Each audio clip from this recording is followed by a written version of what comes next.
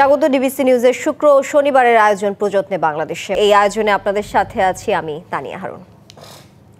Social মিডিয়ায় মিথ্যা তথ্য ছড়িয়ে রাজনৈতিক মব তৈরির প্রবণতা যেমন বাড়ছে, তেমনি মাঠের রাজনীতিতেও সহিংসতার নতুন মাত্রা পাচ্ছে।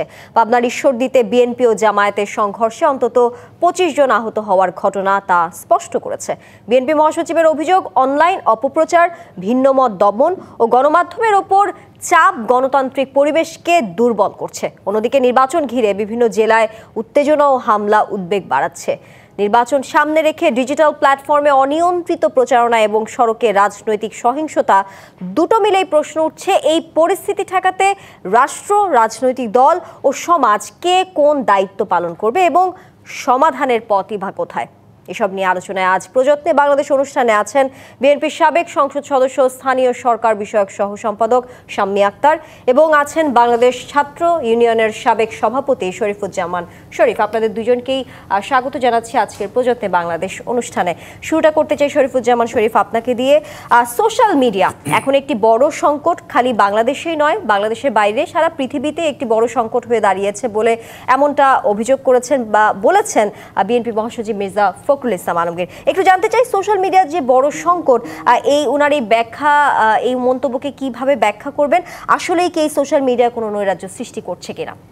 আপনাকে ধন্যবাদ, দর্শক শ্রোতাদেরকে ধন্যবাদ, আমার সাথে আলোচককে শুভেচ্ছা। পৃথিবীতে যে কোনো আবিষ্কার তার পজিটিভ দিকও আছে, নেগেটিভ দিকও আছে। টেকনোলজি তার পজিটিভ দিক আছে, নেগেটিভ দিক আছে। আমাদের এখানে এই ধরনের সৃষ্টি ইতিবাচকতার থেকে নেতিবাচকতা আমরা বেশি দেখতে পাই। সরাসরি প্রশ্নের উত্তর দিয়ে সোশ্যাল মিডিয়াকে ব্যবহার করে বাংলাদেশে অনেকগুলো অনাকাঙ্ক্ষিত দুঃখজনক ঘটনা ঘটেছে গত 15 বছরে। আপনার মনে থাকার কথা, রামুতে যে বৌদ্ধদের উপরে যে হামলা, নাসিরনগর থেকে শুরু করে বিভিন্ন জায়গায়, বিশেষ করে ধর্মকে যুক্ত করে, এবং আমাদের সোসাইটিতে এক শ্রেণীর মানুষ আছেন যারা দেশের অন্য যে কোনো সমস্যার থেকে ধর্মীয় বিষয়গুলো নিয়ে আলোচনা করা, তর্ক বিতর্ক করা, কোথাও কোথাও কটাক্ষ করতে পছন্দ করেন। আবার একইভাবে আমাদের এখানে আরেকটা শ্রেণীর মানুষ আছেন যারা ধর্মের প্রকৃত যে সহনশীলতার দিকটা, সেটাকে ইগনোর করে, উপেক্ষা করে এক ধরনের উত্তেজনাকর অবস্থা তৈরি করার চেষ্টা করেন, এবং এর অনিবার্য পরিণতি হয় হানাহানি, সংঘাত, সহিংসতা। 25-এর আমাদের যে পরিবর্তনটা এসেছিল আগস্টে, সেই পরিবর্তনে একটা বড় ভূমিকা রেখেছিল সোশ্যাল মিডিয়া। আমরা ভেবেছিলাম আমাদের সেই রেজিম পরিবর্তনের পর সোশ্যাল মিডিয়ায় একটা পরিবর্তন আসবে এবং এটিকে আমরা ইতিবাচকভাবে ব্যবহার করব। কিন্তু দেখা যাচ্ছে ক্রমশই সোশ্যাল মিডিয়াকে ব্যবহার করে নারী, মুক্তিযুদ্ধ, স্বাধীনতা, ভাষা আন্দোলন, পতাকা, অর্থাৎ আমাদের যে গৌরবজনক অর্জনগুলো, প্রত্যেকটা বিষয়কে আসামির কাঠগড়ায় দাঁড় করিয়ে দেওয়ার একটা পরিকল্পিত প্রচেষ্টা আছে। এটি মানে ডোমেস্টিক পলিটিক্সের সাথে যারা যুক্ত তারা যেমনি করছেন, একই সঙ্গে দেশের বাইরের থেকেও খুবই পরিকল্পিতভাবে ভিউ ব্যবসায়ীরা এই কাজটি অনবরত করে যাচ্ছেন। এই জায়গাটায় সরকারের যে ধরনের অ্যাকশান থাকা দরকার ছিল, সতর্কতা থাকা দরকার ছিল, সেই সতর্কতা আমরা দেখতে পাচ্ছি না। এবং সোশ্যাল মিডিয়াকে ব্যবহার করে আমাদের এখানে একটা বড় আলোচনার বিষয় হলো জুলাই অভ্যুত্থানের পক্ষের যে শক্তি, তার বিভাজন। শেখ হাসিনা চলে যাওয়ার পরের দিন থেকে সেই বিভাজনটা শুরু হয়েছে। প্রথমত রাজনৈতিক বিভাজন। বারবার আপনি খেয়াল করে দেখবেন বিএনপি বড় রাজনৈতিক দল হিসাবে তার বেশ কিছু নেতাকর্মীদের বিরুদ্ধে নানা ধরনের অভিযোগ আছে। আবার বিএনপি তাদের বিরুদ্ধে কিন্তু রাজনৈতিক যে জায়গাটা, তার তো আসলে প্রশাসন তার হাতে নেই, বিচার করারও ক্ষমতা নেই। সে তার এই কর্মীদের বিরুদ্ধে রাজনৈতিক অ্যাকশান নিয়েছে, বহিষ্কার করেছে, সাসপেন্ড করেছে। কিন্তু সরকার এই যে যারা এই কাজগুলো করেছেন তারা প্রচলিত আইন অমান্য করলেও প্রশাসন কিন্তু তাদের বিরুদ্ধে ব্যবস্থা নেয়নি। এবং এটি আমি মনে করি যে বিএনপিকে বিপদে ফেলার জন্য এটা ইচ্ছাকৃতভাবে করা হয়েছে। আমাদের এখানে কেবলমাত্র জয় বাংলা স্লোগানটা উচ্চারণ করলে আপনাকে ধরে নিয়ে যাচ্ছে, কিন্তু বিএনপির নাম পরিচয় ব্যবহার করে চাঁদাবাজির থেকে শুরু করে নানা রকমের অপরাধ করলেও বিএনপি তাকে বহিষ্কার করে দিচ্ছে, কিন্তু তাকে পুলিশ ধরছে না। কেন? এর ভেতর থেকে দুটো, একটা হচ্ছে পাবলিকের মধ্যে একটা ধারণা তৈরি করে দেওয়া যে বিএনপি মানে হচ্ছে এই যে দেখেন চাঁদাবাজি করছে, ক্ষমতা আসলে কি করবে, এর ভেতর থেকে বিএনপিকে কোণঠাসা করা। দ্বিতীয়ত আরেকটা রাজনৈতিক দলকে, বিএনপির প্রতিদ্বন্দ্বী যারা দীর্ঘকাল বিএনপির ডানার নিচে থেকে উত্তাপ গ্রহণ করে নিজেদেরকে রাজনীতিতে টিকিয়ে রেখেছিল, কখনো আওয়ামী লীগের কাছে গিয়ে, এবং এই অংশটি সোশ্যাল মিডিয়াকে ব্যবহার করে যে ধরনের অন্যায় কাজগুলো করছে। জুলাই মাসের 29 তারিখ কারফিউ ব্রেক করে যারা প্রথম মিছিল বের করেছিল প্রেস ক্লাবের সামনে থেকে বাহাদুর শাহ পার্কের দিকে যাওয়ার জন্য, জিপিওতে তাদেরকে আটকানো হয়েছিল উদীচী শিল্পী গোষ্ঠীর নেতৃত্বে সাংস্কৃতিক কর্মীরা। কিন্তু জুলাই অভ্যুত্থানের পরে সেই উদীচীকে বারবার ট্যাগ দেওয়া, তাদেরকে ভারতের দালাল, বিএনপির বড় বড় নেতা, জনপ্রিয় নেতা যারা এবং যাদের একটা দীর্ঘদিনের কন্ট্রিবিউশন আছে পলিটিক্সে, তাদেরকে একজনকে টার্গেট করে এবং নানা ধরনের বক্তব্য তৈরি করে তাদেরকে হেয় প্রতিপন্ন করা। আজকে দেখলাম হাবিবুর রহমান হাবিব, তিনি ছাত্রলীগের একসময় সভাপতি ছিলেন এবং সেটা দীর্ঘকাল আগে 90 সালে, সেখান থেকে বেরিয়ে এসে তিনি বিএনপির রাজনীতি করছেন, একাধিকবার জেল খেটেছেন এবং গত 1.5 দশকে শেখ হাসিনার আমলে 18 যে নির্বাচন, সেই নির্বাচনে তার প্রাণ যায় অবস্থা, রক্তাক্ত অবস্থায় হেলিকপ্টারে করে জরুরি ভিত্তিতে ঢাকা এনে তাকে চিকিৎসা দিয়ে বাঁচাতে হয়েছে। সেই হাবিবুর রহমান হাবিবকে কটাক্ষ করা হচ্ছে, এ হচ্ছে মুজিববাদী ছিল, অর্থাৎ 1.5 দশক তার সেই লড়াইটাকে উপেক্ষা করা হচ্ছে। আজকেও শাহবাগে সাংস্কৃতিক কর্মীদের উপরে আক্রমণ হয়েছে, যেমনিভাবে মুক্তিযুদ্ধ মঞ্চের নামে ঢাকা বিশ্ববিদ্যালয় সহ সারা দেশে আওয়ামী লীগের শাসনামলে এক ধরনের গুন্ডামির প্র্যাকটিসটা হতো, আজকে সেম ঘটনা জুলাই মঞ্চের নামে একই রকমের ঘটনা ঘটছে। যে এই প্রসঙ্গে নিয়ে আসবো একটু, তার আগে শাম্মী আক্তার আপনার কাছে একই প্রশ্নে যেতে চাই। এই যে সোশ্যাল মিডিয়া একটি বড় সংকট, আপনাদের দলের মহাসচিব বলেছেন নৈরাজ্য সৃষ্টি করছে, বড় সংকট, মব তৈরি করা হচ্ছে সোশ্যাল মিডিয়া ব্যবহার করে। আর যেমনটা শরীফুজ্জামান শরীফ বলছিলেন যে সরকারের সতর্কতা আসলে তেমন একটা দেখা যাচ্ছে না, সেই কারণেও হতে পারে। একটু জানতে চাই, সোশ্যাল মিডিয়ায় যে নেতিবাচক প্রচারণা কিংবা মব তৈরির যে অভিযোগ আনা হচ্ছে, এটা কি আসলে রাজনৈতিক সংস্কৃতির কোনো ব্যর্থতা, নাকি আসলেই নিয়ন্ত্রণ করা যাচ্ছে না দেখেই এত পর্যন্ত সংঘর্ষ কিংবা মব সৃষ্টি হচ্ছে? কি বলবেন? ধন্যবাদ আপনাকে, সহ আলোচক যিনি আছেন তাকে শুভেচ্ছা জানাচ্ছি এবং আপনার যারা দর্শক শ্রোতা আছেন তাদেরকেও শুভেচ্ছা জানিয়ে আমি আমার কথাটা বলতে চাই। আপনি বলেছেন যে কি হচ্ছে, এটা হচ্ছে রাজনৈতিক সংস্কৃতির ব্যর্থতা নাকি হচ্ছে মানে সরকার এটাকে সরকারের সতর্কতা নেই, সতর্কতার অভাব, যেটা শরীফ ভাই যেটা বলছিলেন। আমার বক্তব্যটা এই জায়গায়, দেখুন সোশ্যাল মিডিয়ার একটা বড় রকমের ভূমিকা ছিল আমাদের 24-এর গণ অভ্যুত্থানে, যে কারণে ওই সময় ফ্যাসিস্ট সরকার কিন্তু ইন্টারনেট শাটডাউন করেছিল, অনেক কিছু ব্যবস্থা নিয়েছিল মানুষ যাতে কমিউনিকেশন হারা হয়ে যাতে একতাবদ্ধ না হতে পারে, কিন্তু মানুষ তারপরেও একতাবদ্ধ হয়েছিল। তো সোশ্যাল মিডিয়াটার একটা ফ্রিডম আছে, কিন্তু সেই ফ্রিডমটাকে একটা দুর্বৃত্ত চক্র তারা এটাকে আপনার অ্যাবিউজ করছে। যে এই চক্রটা অ্যাবিউজ করছে, যারা কিনা 71 সালের মুক্তিযুদ্ধকেও স্বীকার করেনি, ওটাকে তারা ওন করতে চায় না, যারা 24-এর গণ অভ্যুত্থানকে বড় করে দেখি 71-কে ছোট করতে চেয়েছিল, সেই দুর্বৃত্ত চক্রটা আজকে রাজনৈতিক ব্যক্তিত্ব বলেন আর মফ তৈরির চেষ্টা বলেন, এই চেষ্টাগুলো তারা করে যাচ্ছে, কারণ তাদের কোনো সুস্থ রাজনৈতিক চিন্তা আছে বলে আমার মনে হয় না, এবং এটা নাই বলেই তারা এগুলো করছে।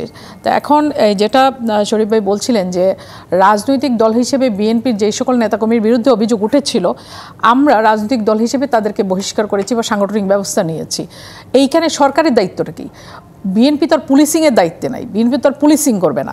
বিএনপি যাদেরকে বহিষ্কার করেছে, যেটা বলছিলেন যে তাদের বিরুদ্ধে সরকারের বা আইন প্রয়োগকারী সংস্থা তো দরকার ছিল যে তাদের বিরুদ্ধে অ্যাকশনে যাওয়া, তারা যায়নি কেন?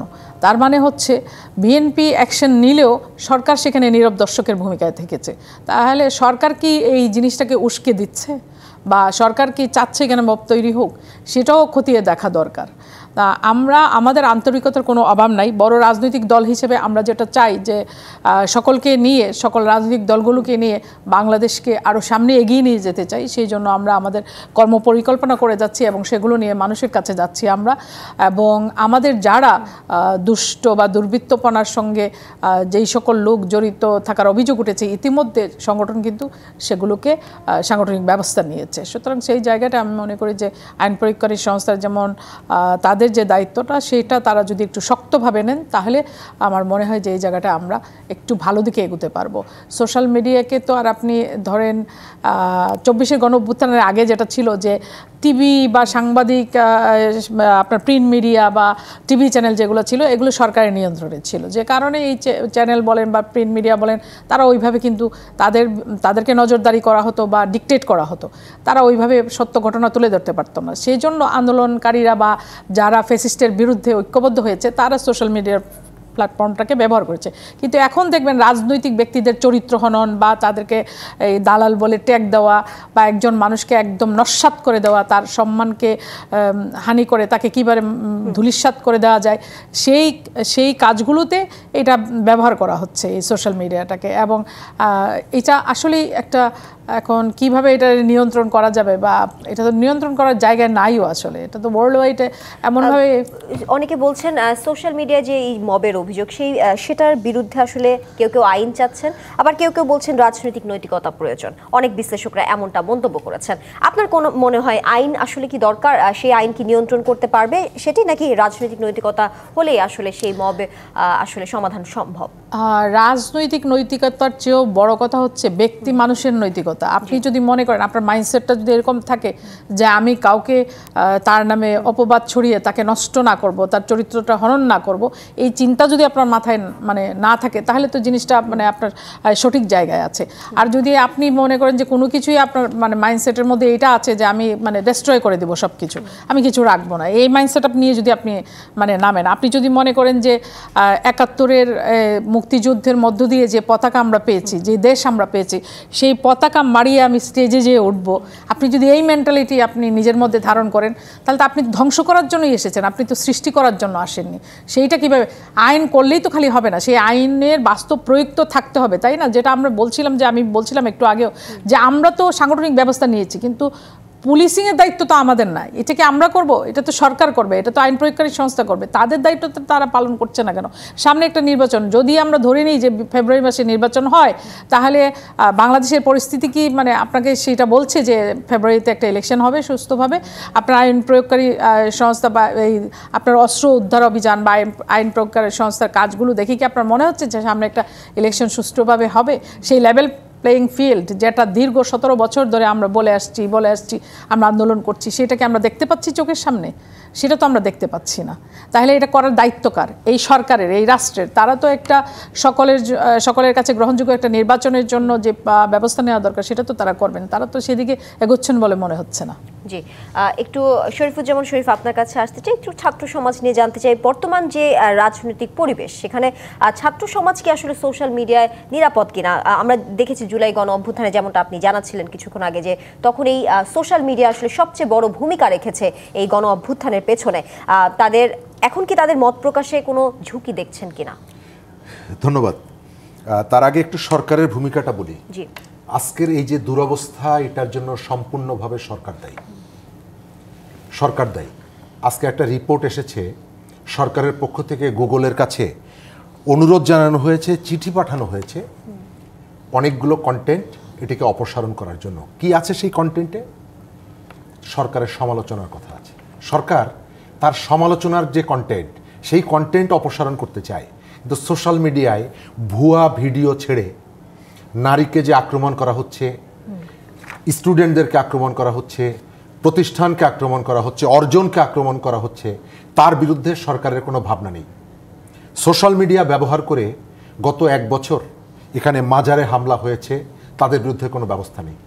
স্টুডেন্টদের মধ্যে আমি জগন্নাথ বিশ্ববিদ্যালয়ের একজন শিক্ষার্থী, আওয়ামী লীগের সময় দীর্ঘকাল তিনি ডিজিটাল সিকিউরিটি অ্যাক্টে তিনি কারাবন্দী ছিলেন। সম্প্রতি তিনি মুক্তি পেয়ে ছাত্রদলের রাজনীতিতে যুক্ত হয়েছেন। তাকে ঘিরে যে ধরনের অপপ্রচার চালানো হচ্ছে, যেভাবে বুলিং করা হচ্ছে, তিনি বাধ্য হয়ে স্ট্যাটাস দিয়ে বলেছেন যে এর থেকে জেলখানায় ভালো ছিলাম। এই কাজটা কারা করছে? সরকার কি এদেরকে খুঁজে বের করতে পারে না? আমি ওই পয়েন্টে আবার আসি। আপনি এই ঢাকা শহরে, এটা আমরা আগের সময়ও দেখেছি, রাঙ্গামাটি শহরে বৃষ্টি হলে রাস্তায় কাদা জমে। এই কথাটা পোস্ট করার কারণে আওয়ামী লীগের সময় একজন যুবককে গ্রেপ্তার করে জেলে নিয়ে যাওয়া হয়েছে। আজকে সেম ঘটনা, 4-5টা কিশোর একটা ভিডিও করছে, একটা লাইভ করছে, জয় বাংলা বলছে, তাদেরকে আপনি ধরে নিয়ে যাচ্ছেন। আপনি তাদেরকে যদি ধরতে পারেন তাহলে এই যে আমাদের যে বোনটি যে দীর্ঘদিন আওয়ামী লীগের সময় নির্যাতিত হলেন, জেলে থাকলেন, ডিজিটাল সিকিউরিটি অ্যাক্টে তাকে মিথ্যা মামলা দিয়ে কারাদণ্ড দেওয়া হলো, তিনি যখন অসহায়ের মতো সোশ্যাল মিডিয়াতে এসে বলেন যে আমি এই থেকে আগে অনেকটা নিরাপদ ছিলাম, পুলিশ তাদেরকে কেন ধরে না বা ধরতে পারে না? এই কারণে ধরে না যে রাজা যদি না চায় তাহলে এদের বিরুদ্ধে ব্যবস্থা গ্রহণ করা যায় না। সোশ্যাল মিডিয়া আপনি খেয়াল করে দেখবেন, যে সমস্ত আইডিগুলোকে ব্যবহার করে নারীদেরকে অশ্লীল ভাষায় গালাগালি করা, প্রত্যেকটা জায়গার মূল আইডিতে গিয়ে দেখবেন তাদের রাজনৈতিক একটা পরিচয় আছে। কিছুদিন আগে জামাতের আমির একটা আহ্বান জানিয়েছিলেন তাদের কর্মীদেরকে, আমি ওই আহ্বানটা আবার স্মরণ করিয়ে দিই, আপনারা যদি রাজনীতি করেন তাহলে এই যে ধারণাটা আপনারা তৈরি করছেন আপনাদের রাজনীতির সম্পর্কে, কোনো নিষ্ঠাবান কর্মী এই কাজটি করতে পারে না। যদিও এর একটা ফলাফল তারা ইতিমধ্যেই পাচ্ছে রাজনীতিতে।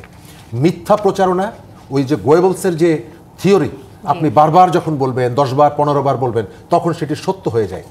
এই কাজটি যদি আপনি অনবরত করতে থাকেন তাহলে এই যে স্টুডেন্টদের কথা বলছি, হ্যাঁ ছাত্রদের মধ্যে বিভাজন, এই যে শাহবাগে যারা জুলাইয়ের পক্ষে ছিল, সাংস্কৃতিক কর্মকাণ্ড পরিচালনা করেছে, রাস্তায় লড়াই করেছে, আজকে আপনি এসে তাদেরকে পেটাচ্ছেন ওই যে মুক্তিযুদ্ধ মঞ্চের মতন করে, একই জুলাইকে সামনে রেখে।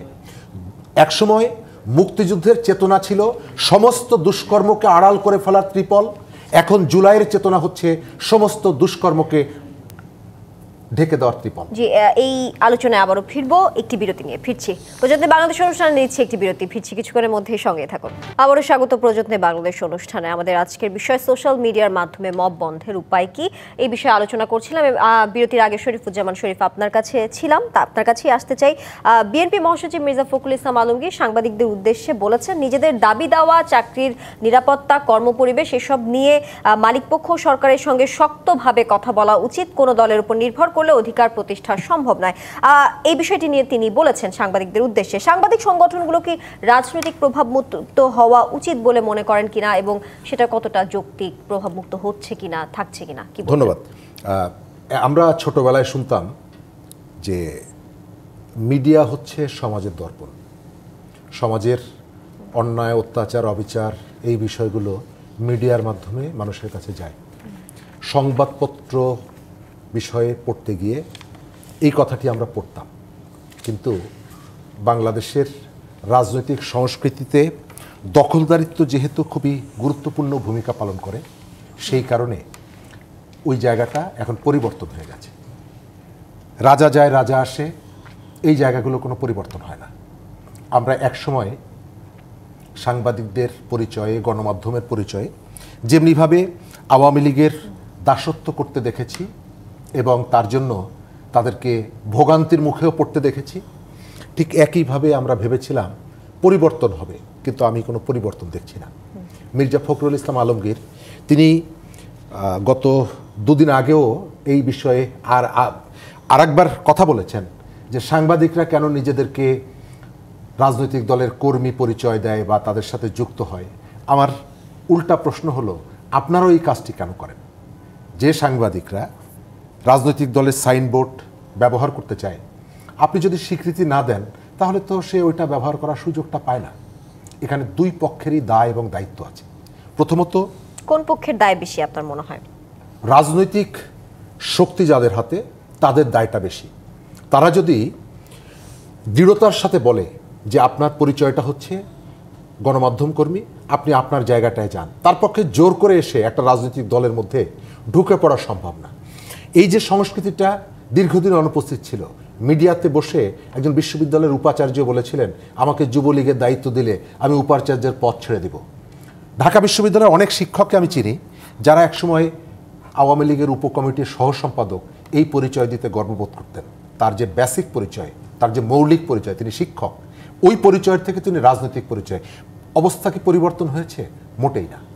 এখন অন্য নামে, অন্য চেহারায় সেটি আবার ফিরে এসেছে। আমরা গণমাধ্যমকে স্বাধীনতা, গণমাধ্যমের দায়িত্বশীলতা, এই বিষয়গুলো চাই গণমাধ্যমের নিজের স্বার্থে। রাজনৈতিক দাসত্ব করলে কি পরিস্থিতি ভোগ করে এটি আমরা হাড়ে হাড়ে টের পাচ্ছি এবং দেখছি। একটা দেশের 4 শতাধিক সাংবাদিক, গণমাধ্যম কর্মী হত্যা মামলার আসামি, এবং এরা কি এই প্রক্রিয়ার সঙ্গে যুক্ত ছিলেন? আমি বিশ্বাস করি এবং দৃঢ়তার সাথে বলি ছিলেন না। রাজনৈতিক কারণে তাদেরকে এই কাজটি করা হয়েছে।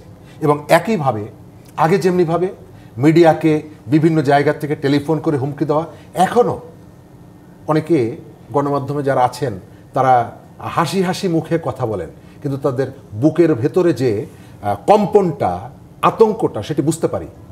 গণমাধ্যমকে দখল করা, নানাভাবে সেখানে নিজেদের লোক বসানোর যে প্রবণতাটা সেটি আছে। এবং রাষ্ট্রের দায়িত্বশীল জায়গা থেকে কখনো কখনো বলা হয়েছে যে কোনো অন্যায় কাজটাকে ওই যে ফ্যাসিবাদের দোসর ট্যাগ দিয়ে যেমনিভাবে অন্যায়গুলোকে জাস্টিফাই করা হচ্ছে, সেটি আপনি মিডিয়া বলেন, শিক্ষা প্রতিষ্ঠান বলেন, আমাদের অর্থনৈতিক সেক্টর বলেন, প্রত্যেকটি জায়গায় একই কাজ হচ্ছে।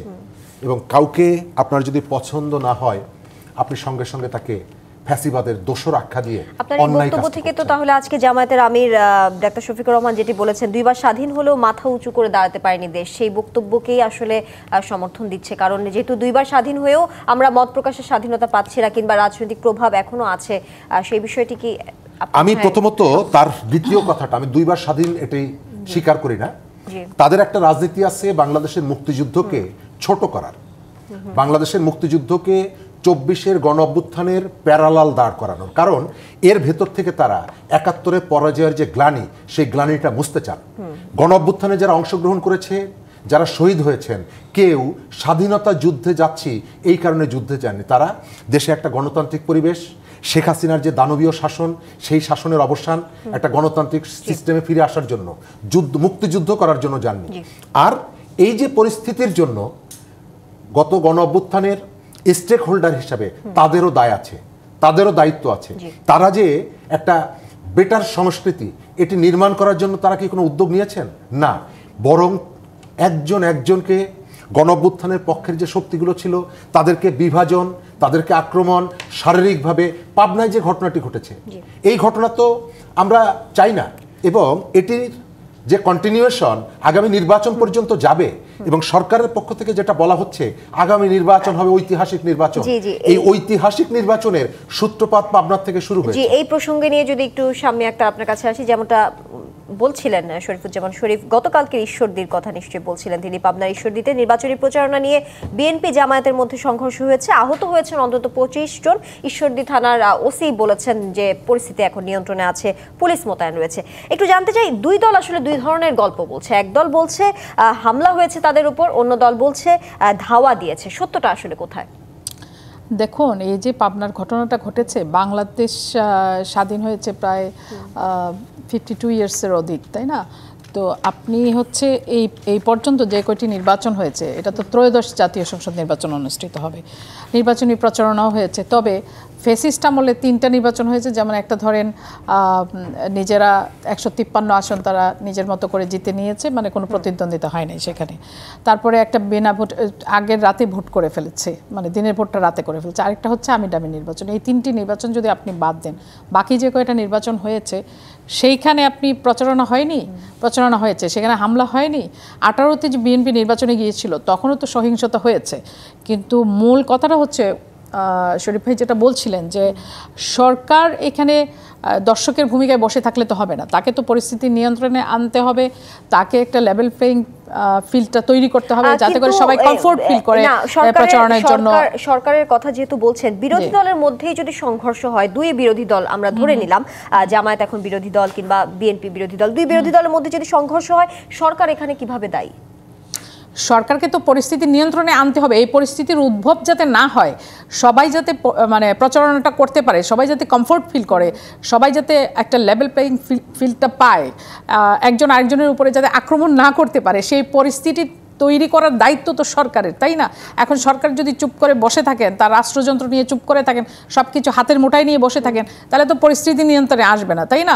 রাজনৈতিক দলগুলো সবাই সবার মানে নির্বাচনী প্রচারণা তারা করতে চায় এবং সবাই নির্বাচনে জিততে চায়, তাই না? কেউ তো হারতে চায় না, সকলেই জিতার মানসিকতা নিয়েই কিন্তু নির্বাচনে অংশগ্রহণ করে।